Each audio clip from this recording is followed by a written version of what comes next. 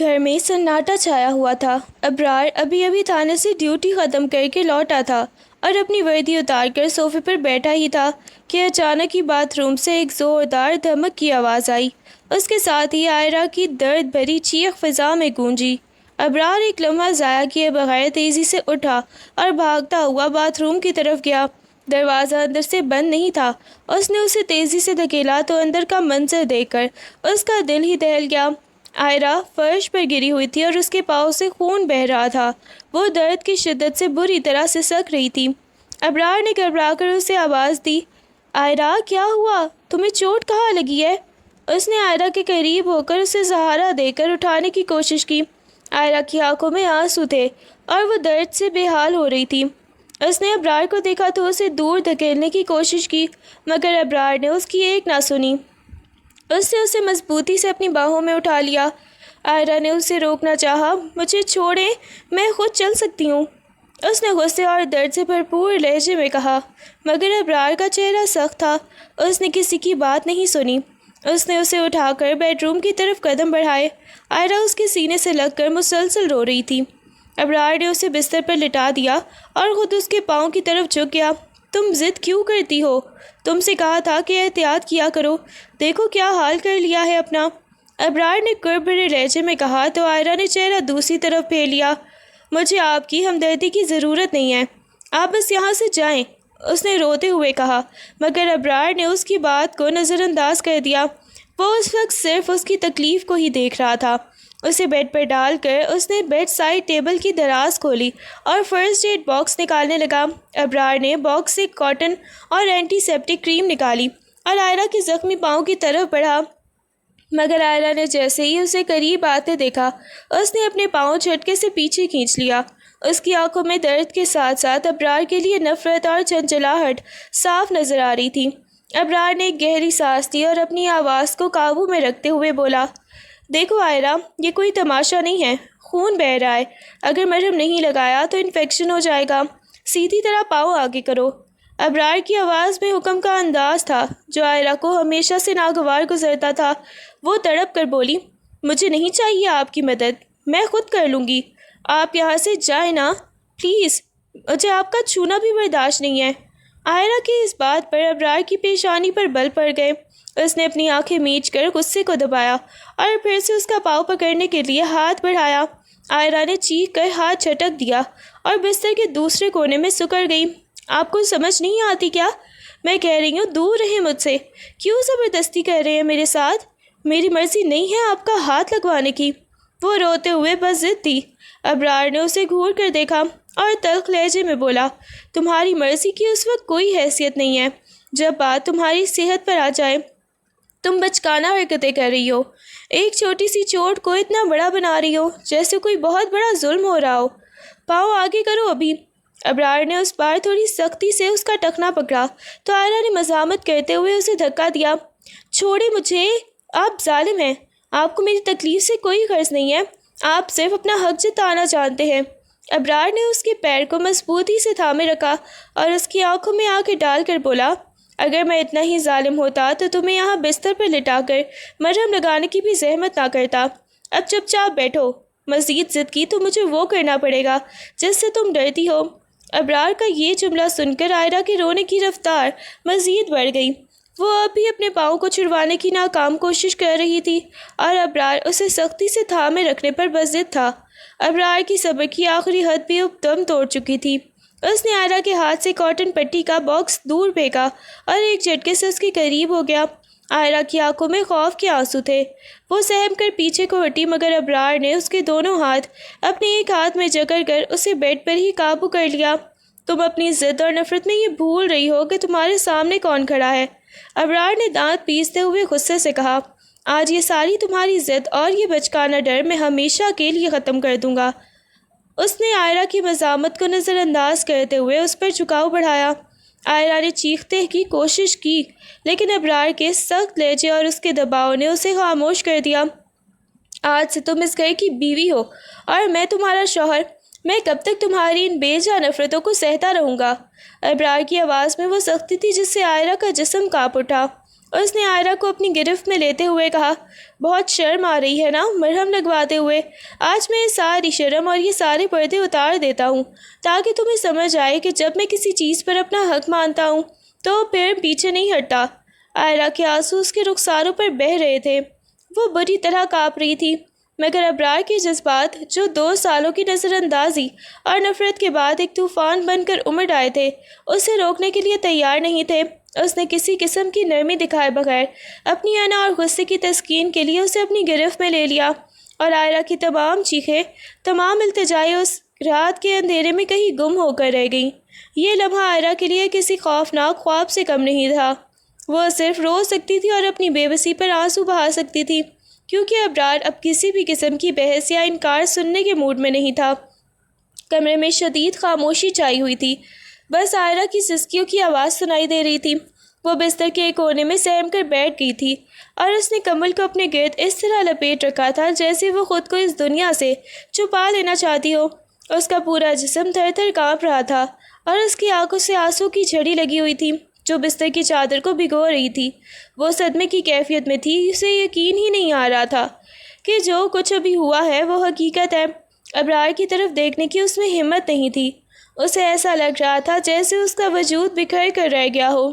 دوسری طرف ابرار بیڈ کے کنارے بیٹھا ہوا تھا، اس کا چہرہ کسی مجرم کی طرح نہیں بلکہ ایک ایسے شخص کی طرح تھا جو اپنی ہار تسلیم کر چکا ہو۔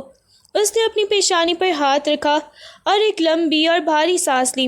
وہ آئرہ کی حالت دیکھ رہا تھا جو اسے مکمل طور پر نظر انداز کر رہی تھی اور اس کے قریب ہونے کے بجائے دور سے مٹ رہی تھی۔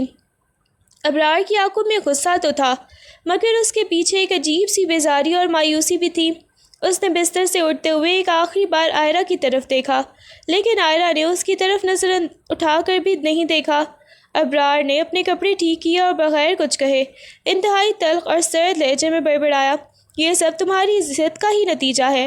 وہ تیزی سے مڑا اور کمرے کا دروازہ زور سے کھول کر باہر نکل گیا۔ پیچھے وہ صرف آئرہ کی رونے کی آوازیں اور ٹوٹے ہوئے خواب چھوڑ گیا تھا۔ کمرے کا دروازہ بند ہوتے ہی آئرہ کی چیخیں مزید بلند ہو گئیں۔ اسے ایسا لگا جیسے وہ اس رشتہ یا ازدواج کے پنجرے میں اب ہمیشہ کے لیے قید ہو گئی ہے۔ شادی کا دن آئرہ کے لیے کسی قیامت سے کم نہیں تھا۔ پورا گھر مہمانوں سے بھرا ہوا تھا اور ہر طرف خوشی کا سما تھا، لیکن آئرہ کے کمرے کا ماحول اس کے برعکس تھا، جہاں وہ دلہن کے لباس میں ملبوس آئینے کے سامنے بیٹھی مسلسل رو رہی تھی۔ اس کا میک اپ آنسو سے خراب ہو چکا تھا اور اس کی سسکیاں گلے میں اٹک رہی تھی۔ اسے یاد تھا کہ کیسے اس کے گھر والوں نے اس کی مرضی کے خلاف محض خاندان کی عزت اور ابرار جیسے بااثر پولیس افسر کے رشتے کی وجہ سے اس کی زندگی کا سودا کر دیا تھا۔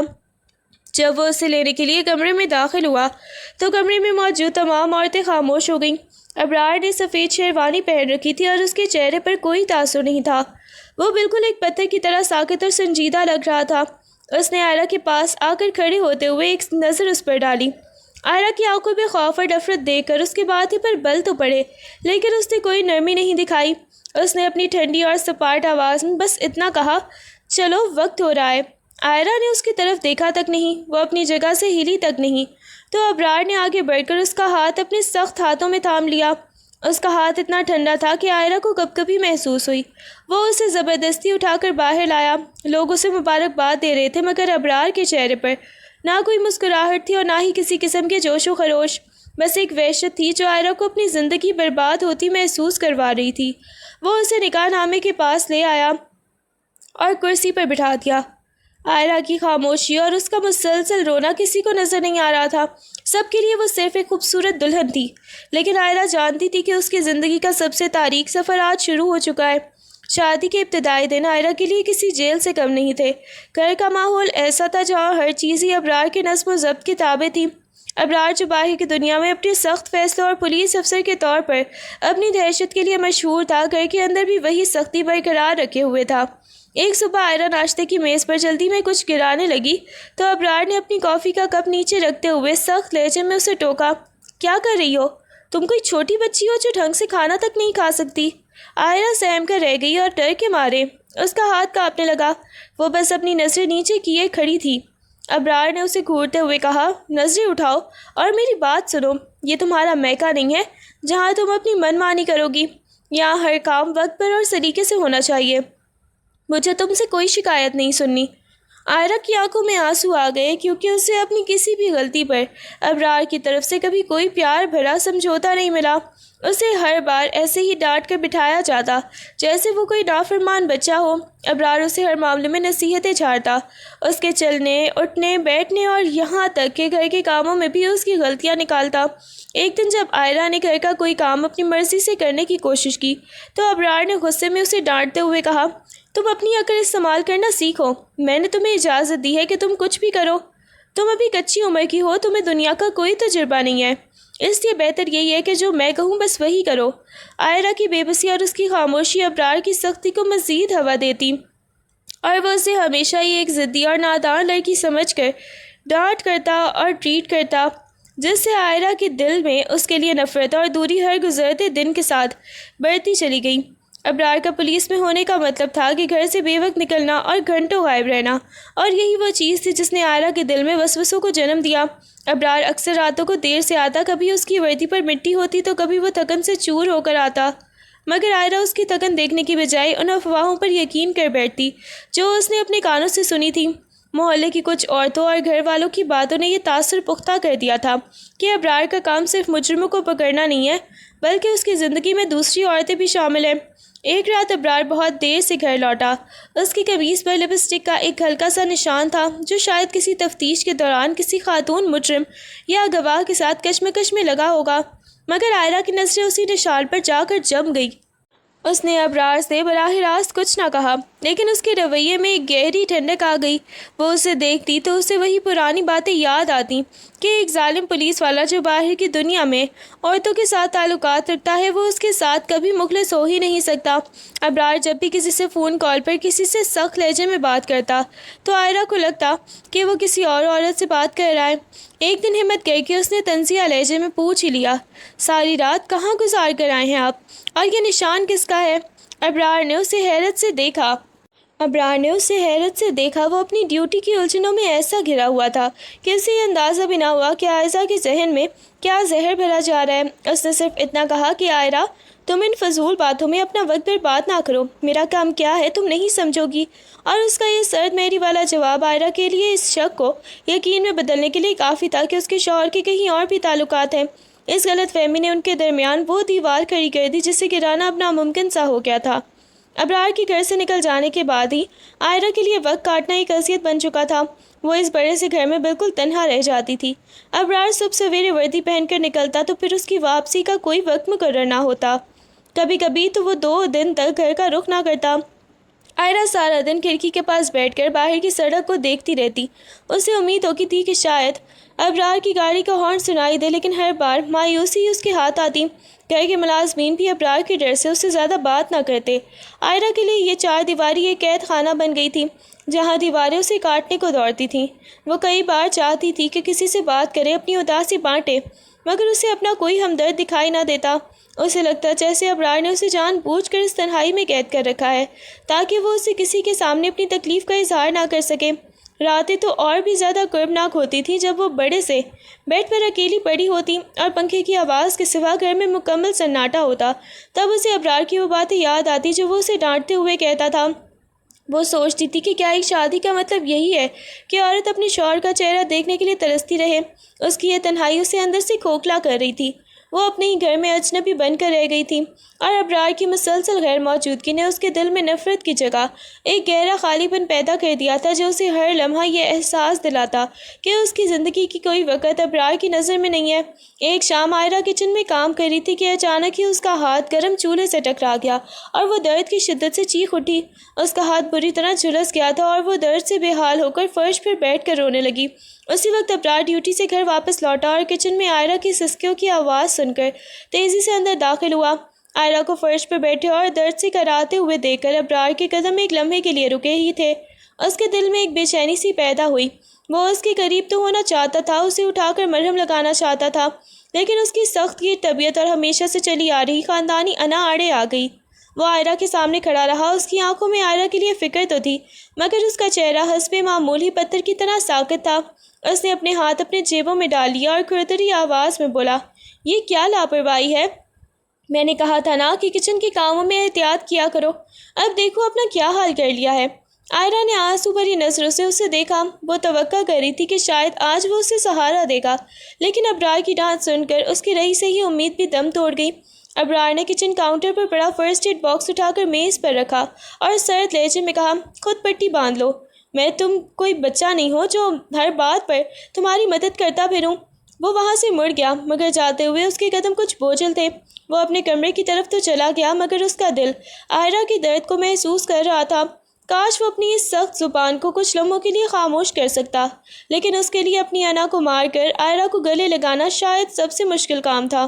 آئرہ کی طبیعت میں اب ایک عجیب سی خاموشی اور اجنبیت آ گئی تھی۔ وہ ابرار کے گھر ہوتے ہوئے بھی اس سے کوسوں دور بھاگتی تھی۔ جس لمحے ابرار گھر میں داخل ہوتا، آئرہ یا تو اپنے کمرے کا دروازہ بند کر لیتی یا پھر کسی دوسرے کونے میں جا کر بیٹھ جاتی۔ ایک دن جب ابرار اسے کوریڈور میں ملا، اس نے اس کا بازو تھام کر اسے روکنے کی کوشش کی۔ آئرہ، میری بات سنو، آخر تم کب تک مجھ سے اس طرح بھاگتی رہو گی؟ ابرار کی آواز میں اس بار ڈانٹ سے زیادہ ایک تھکن اور سمجھانے کی کوشش تھی، لیکن آئرہ نے جھٹکے سے اپنا بازو اس کی گرفت سے چھڑایا۔ اس کا چہرہ زرد تھا اور آنکھوں میں شدید بیزاری۔ آپ چاہتے کیا ہیں مجھ سے؟ آپ کو اپنی ضرورت پوری کرنی ہے یا مجھے مزید ذلیل کرنا ہے؟ آئرہ نے کانپتی ہوئی آواز میں کہا، میں آپ کے اس رویے، اس ڈانٹ اور اس گھر کے اندھیرے سے تھک چکی ہوں۔ ابرار نے ایک لمبی سانس لی، اس کی پیشانی پر پسینہ آ گیا تھا۔ وہ اسے بتانا چاہتا تھا کہ باہر کی سختیاں اسے گھر میں بھی نرم ہونے نہیں دیتی، مگر وہ الفاظ جوڑ نہ سکا۔ دیکھو، ہم میاں بیوی ہیں، میں تم سے بدتمیزی نہیں کر رہا، بس چاہتا ہوں کہ تم میری زندگی کو سمجھو۔ میں کوئی ظالم انسان نہیں ہوں، جیسا تم سمجھ بیٹھی ہو۔ ابرار کا لہجہ نرم تھا، لیکن آئرہ کے لیے وہ اب بھی وہی ظالم پولیس والا تھا جس کی باتوں پر اعتبار کرنا اس کے لیے ممکن نہیں تھا۔ تم صرف اپنی بات کرتے ہو، میری تکلیف، میرا ڈر تمہیں کبھی نظر نہیں آیا، آئرہ نے روتے ہوئے کہا اور پھر تیزی سے اپنے کمرے کی طرف بھاگ گئی۔ پیچھے کھڑا ابرار اسے جاتا دیکھتا رہا۔ اس کی سمجھانے کی ہر کوشش آئرہ کے لیے صرف ایک اور تکلیف دہ تجربہ ثابت ہو رہی تھی۔ گھر کے اندر ایک ایسی خاموشی نے ڈیرا جما لیا تھا جسے توڑنا اب دونوں کے بس میں نہیں رہا تھا۔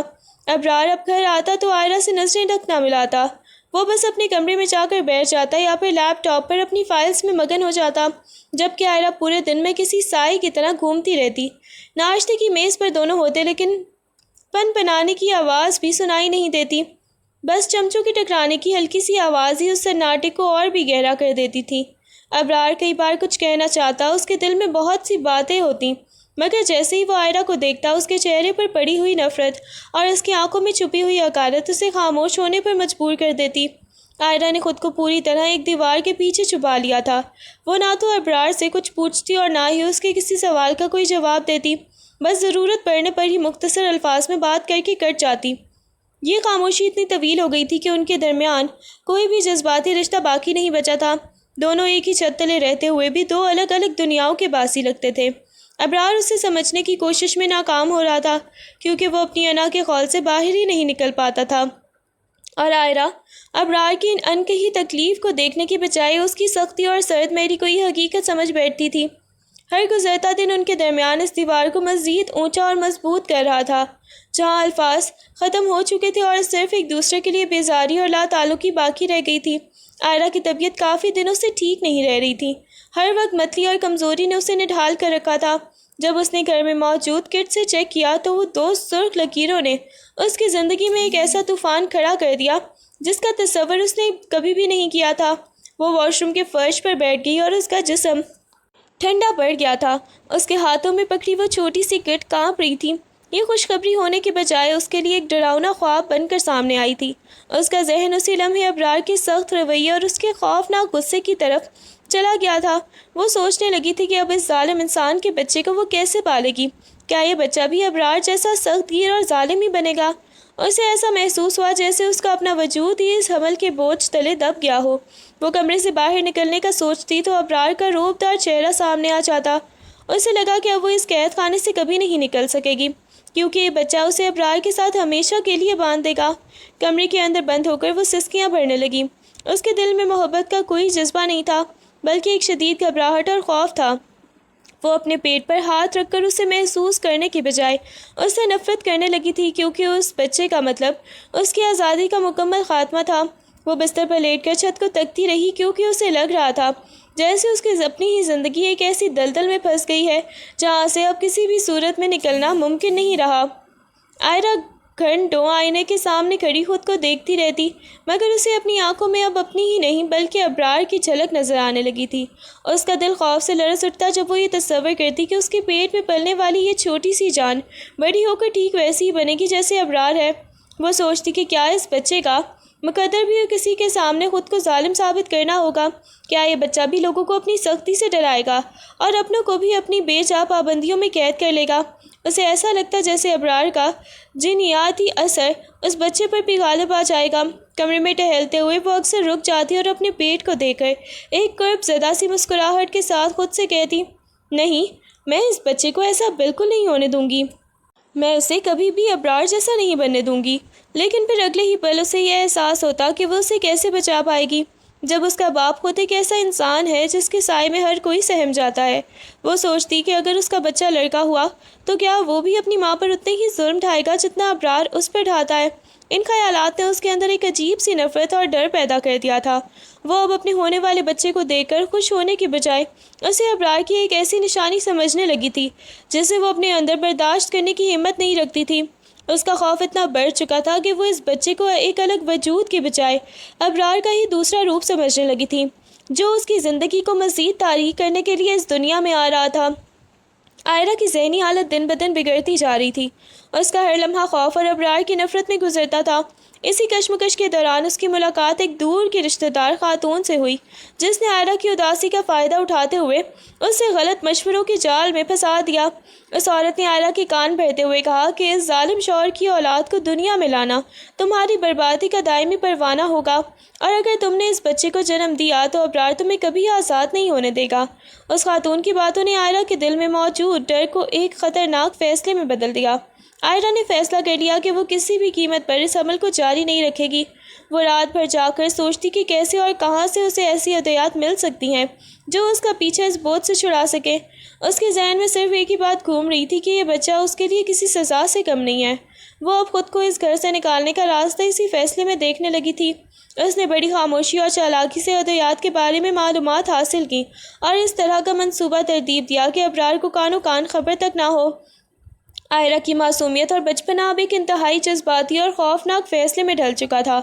وہ اپنی زندگی کو بچانے کی آڑ میں ایک ایسا قدم اٹھانے جا رہی تھی جس سے وہ خود بھی انجان تھی کہ اس کے اثرات کیا ہوں گے۔ اس نے کمرے کے کونے میں بیٹھ کر اپنی تقدیر کو خود اپنے ہاتھوں سے مٹانے کا حتمی ارادہ کر لیا تھا۔ گھر میں اس دن سناٹا کچھ زیادہ ہی گہرا تھا کیونکہ ابرار صبح سویرے ہی کسی اہم مشن کے لیے نکل گیا تھا۔ آئرہ نے اس موقع کو غنیمت جانا۔ اس نے اس عورت کی بتائی ہوئی ہدایات کے مطابق ہی وہ سخت ہدایات استعمال کی جو اس نے بڑی مشکل سے حاصل کی تھی۔ کچھ ہی دیر گزری تھی کہ اس کے پیٹ میں شدید مرور اٹھنے لگے۔ اسے ایسا محسوس ہوا جیسے کوئی چیز اس کے جسم کو اندر سے چیر رہی ہو۔ وہ کمرے میں اکیلی تھی، درد کی شدت سے اس کی چیخیں نکلنے لگیں، مگر وہ منہ دبا کر برداشت کرنے کی کوشش کرتی رہی تاکہ ملازمین کو پتہ نہ چل سکے۔ اچانک اسے شدید چکر آئے اور وہ بستر پر سے لڑکھڑا کر نیچے فرش پر آ گری۔ اس کے کپڑوں پر سرخ دھبے پھیلنے لگے تھے اور اس کی آنکھوں کے سامنے اندھیرا چھانے لگا تھا۔ وہ فرش پر پڑی تڑپ رہی تھی، اس کا جسم پسینے سے شرابور ہو چکا تھا اور اسے سانس لینے میں دشواری ہو رہی تھی۔ اس نے اپنے پیٹ پر ہاتھ رکھا تو اسے اپنی غلطی کا شدت سے احساس ہوا۔ اسے لگا جیسے وہ خود اپنے ہاتھوں سے کسی بے گناہ کو موت کے منہ میں دھکیل رہی ہے۔ درد کی لہریں اتنی تیز تھی کہ وہ اب آواز نکالنے کے قابل بھی نہیں رہی تھی، بس اس کی آنکھوں سے آنسو ہی بہہ رہے تھے اور وہ بے بسی سے چھت کی طرف دیکھ رہی تھی۔ اسے اپنی موت قریب نظر آ رہی تھی، لیکن اسے ابرار کا خوف اب بھی لاحق تھا کہ اگر وہ آ گیا تو اس کا کیا حال کرے گا۔ وہ فرش پر ہی بے سود ہو کر پڑ گئی۔ اس کا جسم ساکت ہونے لگا تھا اور اس کی زندگی ایک دھاگے سے لٹک رہی تھی۔ وہ اپنی ہی انا اور ڈر کے ہاتھوں ایک ایسے حادثے کا شکار ہو چکی تھی جس سے اب واپسی اس کے اختیار میں نہیں تھی۔ ابرار جب گھر پہنچا تو کمرے کے فرش پر خون دے کر اس کی روح کانپ اٹھی۔ اسے وہاں پہنچنے میں ذرا بھی دیر نہیں لگی تھی۔ وہ اسے فوراً ہی ہسپتال لے آیا۔ اب وہ ہسپتال کے اس ٹھنڈی اور بے جان راہداری میں کھڑا تھا جہاں ایمرجنسی وارڈ کا دروازہ بند تھا۔ کچھ دیر بعد جب ڈاکٹر باہر نکلی تو اس کے چہرے پر تشویش واضح تھی۔ ابرار تیزی سے اس کے قریب گیا۔ میری بیوی کیسی ہے؟ ڈاکٹر صاحبہ کچھ بتائیں۔ اس کی آواز میں وہ روب نہیں تھا بلکہ ایک ایسی التجا تھی جو صرف ایک ٹوٹتا ہوا انسان کر سکتا ہے۔ ڈاکٹر نے سنجیدگی سے بتایا کہ عائرہ کا کافی خون بہہ چکا ہے اور اس کی حالت بہت نازک ہے، اسے فوری طبی امداد کی ضرورت ہے۔ ابرار کو اجازت ملتے ہی وہ وارڈ کے اندر داخل ہوا جہاں عائرہ بستر پر بے حس و حرکت پڑی تھی۔ اس کا چہرہ موم کی طرح سفید ہو چکا تھا اور ارد گرد لگی ہوئی مشینوں کی بیپ بیپ کی آوازیں اس کے وجود کے مٹنے کی گواہی دے رہی تھی۔ ابرار اس کے پاس جا کر رک گیا۔ اس نے عائرہ کا ٹھنڈا ہاتھ اپنے ہاتھوں میں تھام لیا۔ اس کی آنکھیں نم تھیں، اس نے کبھی سوچا بھی نہیں تھا کہ عائرہ کے ساتھ اس کی زندگی کا یہ انجام ہوگا۔ وہ اس کے قریب جھکا اور دبی دبی آواز میں پکارا، عائرہ میری بات سنو، مجھے چھوڑ کر جانے کی ہمت مت کرنا، پلیز آنکھیں کھولو۔ مگر عائرہ کی طرف سے کوئی حرکت نہیں ہوئی۔ وہ زندگی اور موت کی کشمکش میں لڑ رہی تھی، اور ابرار جو باہر کی دنیا میں موت کو شکست دیتا تھا یہاں اپنی ہی بیوی کے سامنے بالکل بے بس کھڑا اسے موت کے منہ سے واپس لانے کی دعا کر رہا تھا۔ ہسپتال کے ڈاکٹر نے جب ابرار کو عائرہ کی حالت کے بارے میں بتایا تو وہ الفاظ ابرار کے لیے کسی کاری ضرب سے کم نہ تھے۔ ڈاکٹر نے صاف الفاظ میں کہا تھا کہ یہ قدرتی اسقاط نہیں ہے بلکہ کسی انتہائی طاقتور دوا کے استعمال کا نتیجہ ہے جس سے عائرہ کا بہت خون بہہ گیا ہے۔ ابرار ایک لمحے کے لیے ساکت رہ گیا، جیسے اس کے دماغ نے کام کرنا ہی چھوڑ دیا ہو۔ اسے یقین نہیں آ رہا تھا کہ عائرہ اتنا بڑا قدم اٹھا سکتی ہے۔ وہ دھیرے دھیرے عائرہ کے بیڈ کے قریب آیا۔ اس کا چہرہ درد اور حیرت سے کچلا ہوا تھا۔ اس نے عائرہ کے تکیے کے نیچے سے وہی پرچی اور خالی ڈبی ڈھونڈی جو عائرہ چھپا کر لائی تھی۔ اسے دیکھتے ہی ابرار کا سارا وجود کانپ اٹھا۔ وہ دیوار سے ٹیک لگا کر وہیں بیٹھ گیا۔ اس کی دنیا جیسے پل بھر میں بکھر کر ریزہ ریزہ ہو گئی تھی۔ اسے اب سمجھ آیا تھا کہ عائرہ اس سے کیوں ڈرتی تھی، کیوں وہ اس کے قریب آنے پر نفرت کا اظہار کرتی تھی، اور کیوں اس نے خود کو اس حد تک پہنچا دیا تھا۔ ابرار کی آنکھوں سے آنسوں کے قطرے گرے جو اس کی بے بسی کی گواہی دے رہے تھے۔ اسے لگا کہ وہ ایک پولیس افسر تو بن گیا لیکن ایک اچھا شوہر بننے میں مکمل طور پر ناکام رہا ہے۔ اس نے اپنے سر کو ہاتھوں میں تھام لیا۔ اسے یوں محسوس ہوا جیسے اس نے اپنی انا اور سختی کی دیواروں کے پیچھے عائرہ کی روح کو گھٹن دے کر مار ڈالا ہو۔ وہ حقیقت اس کے لیے کسی سزا سے زیادہ کرخناک تھی کہ اس کی اپنی ہی بیوی نے اس کے بچے کو اور شاید اپنی زندگی کو اس سے نجات پانے کا واحد راستہ سمجھ لیا تھا۔ ابرار عائرہ کے بیڈ کے قریب کرسی کھینچ کر بیٹھ گیا۔ وہ خاموشی سے اسے دیکھ رہا تھا جو ابھی مشینوں کے سہارے سانس لے رہی تھی۔ ہسپتال کے کمرے میں روشنی بہت دھیمی تھی اور صرف ہارٹ مانیٹر کی ٹک ٹک کی آواز آ رہی تھی۔ ابرار نے اپنا ہاتھ آہستہ سے عائرہ کے ہاتھ پر رکھا۔ اسے پہلی بار شدت سے احساس ہوا کہ یہ ہاتھ کتنا نازک ہے اور اس نے اپنی سختی سے اسے کتنا زخمی کر دیا ہے۔ اس کی آنکھوں سے آنسوں کے قطرے بے اختیار بہہ کر عائرہ کے ہاتھ پر گرے جو اپنی ہچکیوں کو روکنے کی کوشش کر رہا تھا، مگر اس کا سینہ بری طرح پھول رہا تھا۔ وہ سوچ رہا تھا کہ جب عائرہ اسے بچپن کی طرح اپنی چھوٹی چھوٹی باتیں بتانا چاہتی تھی تب اس نے اسے صرف ڈانٹا اور اسے بوجھ سمجھا۔ اس نے کتنی بار اس کی آنکھوں میں نمی دیکھی مگر اسے اپنی انا کے سامنے چھوٹا سمجھ کر نظر انداز کر دیا۔ ابرار نے سر جھکا کر اپنی پیشانی عائرہ کے ہاتھ سے لگا دی اور دبی ہوئی آواز میں بولا، میں کتنا اندھا اور کتنا ظالم تھا عائرہ، مجھے لگا کہ میں تمہیں محفوظ رکھ رہا ہوں مگر میں تو تمہیں اپنے وجود سے ہی ڈرا رہا تھا۔ اسے اپنی وہ تمام تر سختیاں یاد آ رہی تھیں جو اس نے ڈسپلن کے نام پر کی تھیں۔ اسے اپنی پولیس والی وردی اور اپنے روب اب ایک لعنت معلوم ہو رہے تھے۔ اس کے آنسو رکنے کا نام نہیں لے رہے تھے۔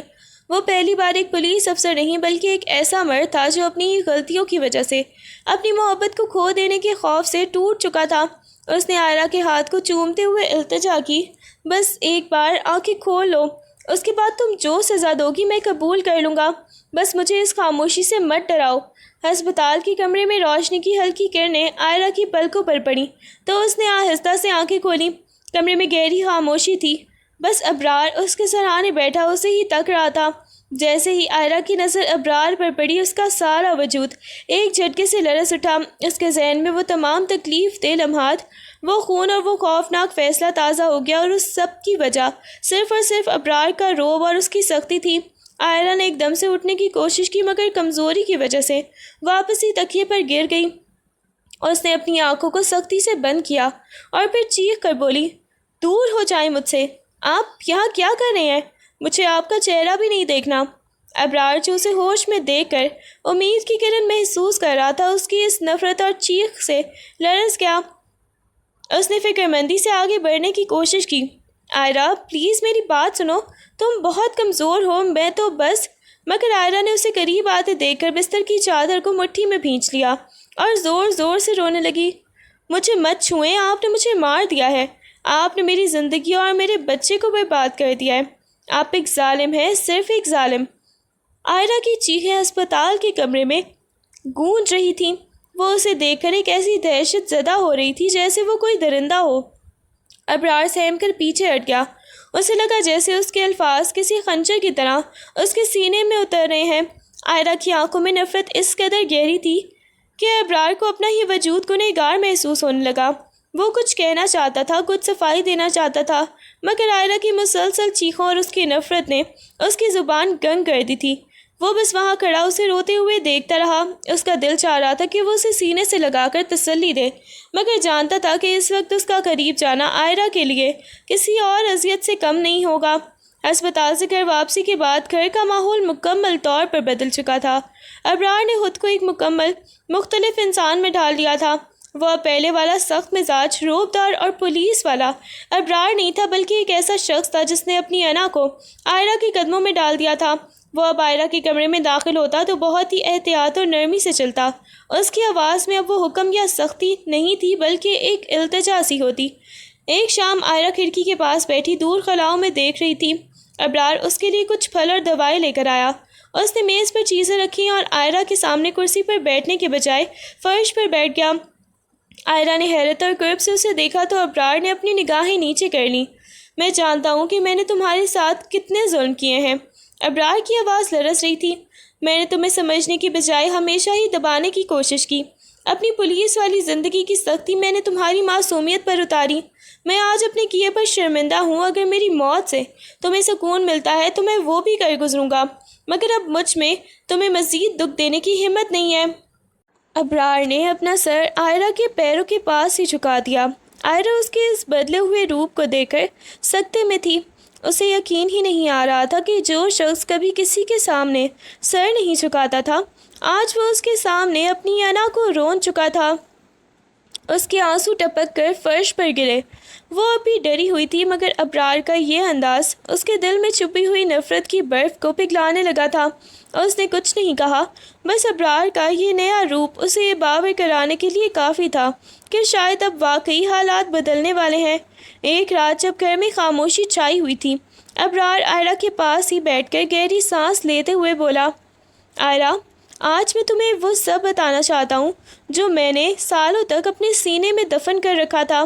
آئرہ نے خاموشی سے اس کی طرف دیکھا۔ ابرار نے ہمت جمع کی اور اپنی پولیس کی ڈیوٹی کی ان تاریک گلیوں اور خطرناک مجرموں کا ذکر کیا جن کا پیچھا کرتے ہوئے وہ ہر لمحہ موت کے منہ میں رہتا تھا۔ اس نے پہلی بار اپنی قمیض پر لگے ہوئے داغوں اور اپنے دیر سے واپسی کی حقیقت کھولی۔ وہ لپسٹک کا نشان کسی عورت کا نہیں، بلکہ ایک ایسی گواہ کا تھا جسے بچانے کی کوشش میں ہی مجھ پر قاتلانہ حملہ ہوا تھا۔ میں نے جو بھی سختی کی تھی وہ اس لیے تھی کیونکہ مجھے ہر پل یہ ڈر رہتا تھا کہ میرے دشمن مجھ تک پہنچنے کے لیے تمہیں نقصان نہ پہنچا دیں۔ جب آئرہ نے ان افواہوں کا ذکر کیا جو اس نے سنی تھیں تو ابرار کی آنکھوں میں کرب اتر آیا۔ اس نے اپنی میز کی دراز کھولی اور کچھ دستاویزات آئرہ کے سامنے رکھ دیں، جن میں ان تمام لوگوں کے نام تھے جو ابرار کے خلاف سازش کر رہے تھے اور جو جان بوجھ کر آئرہ کے کانوں میں زہر بھرتے تھے۔ یہ میری زندگی کی سچائی ہے آئرہ۔ میرے پاس وقت نہیں ہوتا تھا کہ میں اپنی صفائی تمہیں پیش کروں، کیونکہ میں خود کو بچانے سے زیادہ تمہیں ان سازشوں سے دور رکھنا چاہتا تھا۔ مجھے علم نہیں تھا کہ میری یہ خاموشی اور تحفظ ہی تمہارے لیے اذیت بن جائے گی۔ آئرہ یہ سن کر سکتے میں تھی۔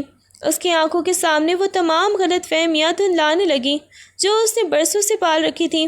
اسے احساس ہوا کہ جس شخص کو وہ ظالم سمجھتی رہی، وہ تو دراصل ایک ایسی جنگ لڑ رہا تھا جس میں وہ خود کو اور اپنی محبت کو محفوظ رکھنے کی کوشش کر رہا تھا۔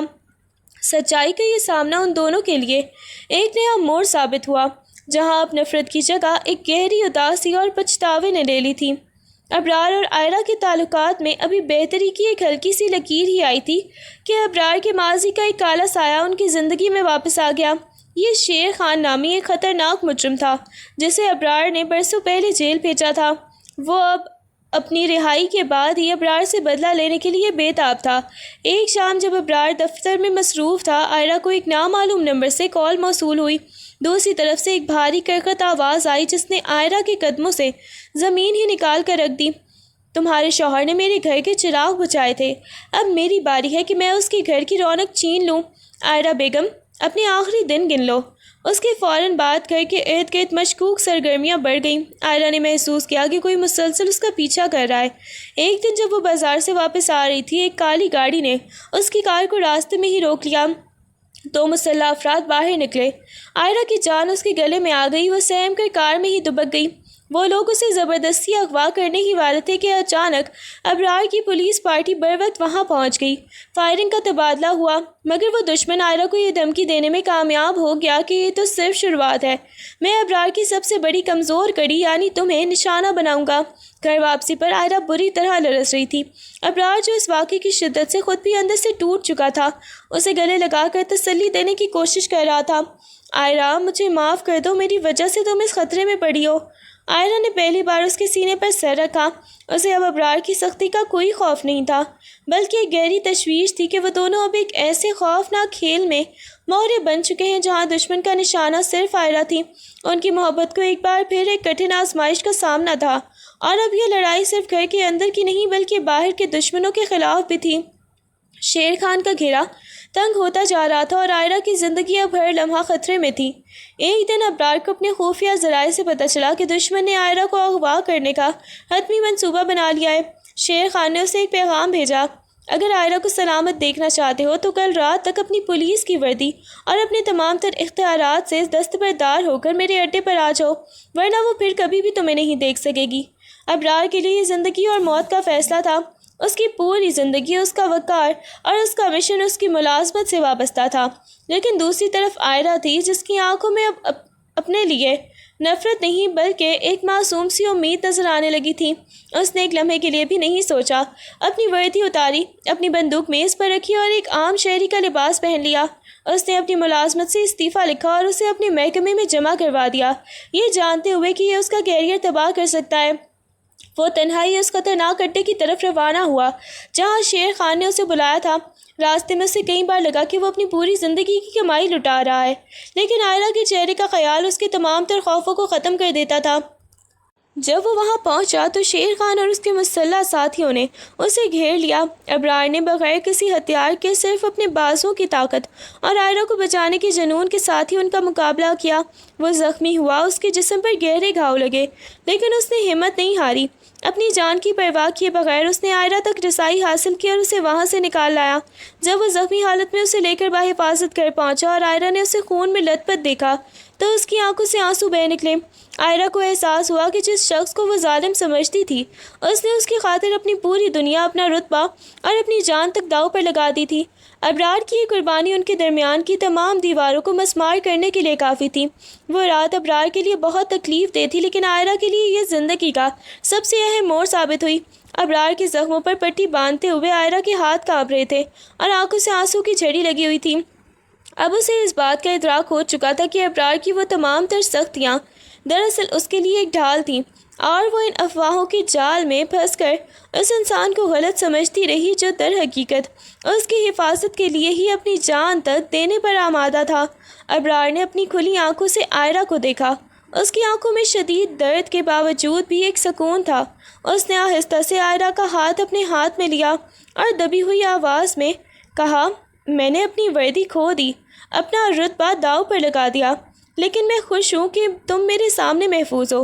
عائرہ نے ابرار کے سینے پر اپنا سر رکھ دیا اور پھوٹ پھوٹ کر رو پڑی۔ مجھے معاف کر دیں ابرار، میں نے آپ کی محبت کو نفرت سمجھا، میں نے آپ کے خلوص کو اپنی قید سمجھ لیا۔ آپ نے آج ثابت کر دیا کہ آپ کی محبت میری انا سے کہیں بڑھ کر ہے۔ اس لمحے ان کے درمیان وہ تمام دیواریں گر گئیں جو غلط فہمیوں اور خاموشی نے کھڑی کی تھیں۔ ابرار نے اپنا ایک ہاتھ عائرہ کے سر پر رکھا۔